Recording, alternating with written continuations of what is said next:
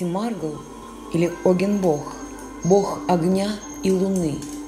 Славяне представляли Симаргла в образе крылатой собаки и свято верили в то, что он находится среди людей, а не на небесах.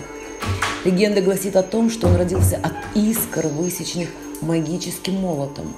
Молот ударил о камень Алатырь, и в пламени искр появился Симаргл.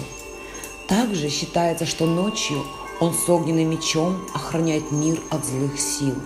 И только в день осеннего равноденствия он покидает свой пост, когда купальница зовет его к себе. И ровно через 9 месяцев, в день летнего солнцестояния, у них появляются дети – Кострома и Купала. У славян к огню особое свое отношение. Многообразие их легенд гласит о том, что мужчина и женщина возникли от священного любовного пламени. До того, как пламя вспыхнуло, женщина и мужчина были всего лишь навсего 2 палочками. Если огонь привел к появлению людей, то к богам огня было не просто уважительное, но и очень осторожное отношение. Имя Симаргла старались не произносить, заменяли его всякими прозвищами. Так что берегитесь и берегите огонь, он священен. В славянских сказаниях Симаргл является в разных обликах.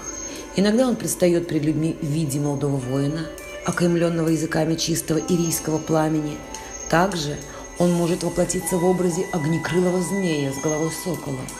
А чаще всего он в сказках, если помните, является огненным соколом, сказочной птицей Рарах, с искрящимися крыльями и сиянием, вырывающимся из клюва.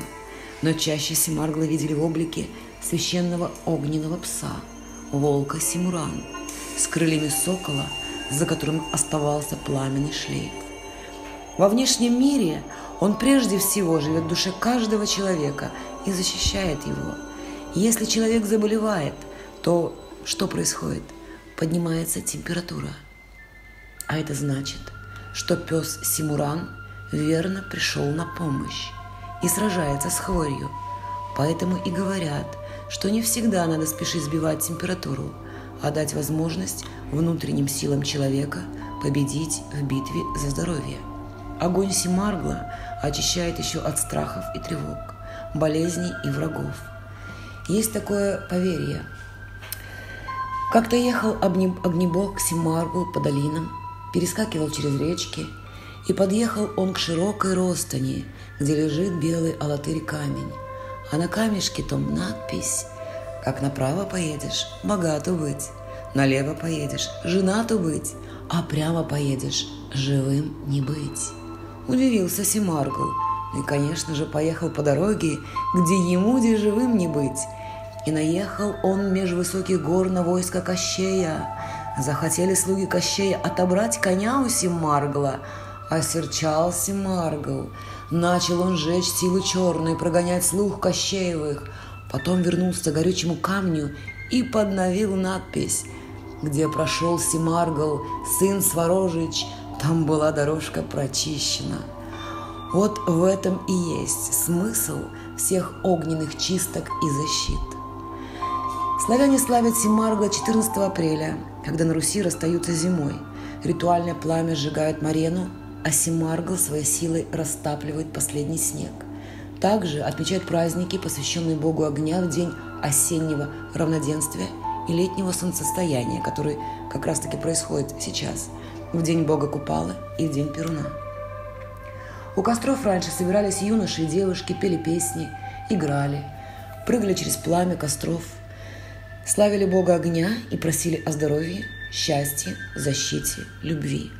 В каждом доме помещали подвески, напоминающие гребни петуха. В старинных заговорах обращались к Симарглу с просьбой о помощи спалить семеряк, хвори и печали.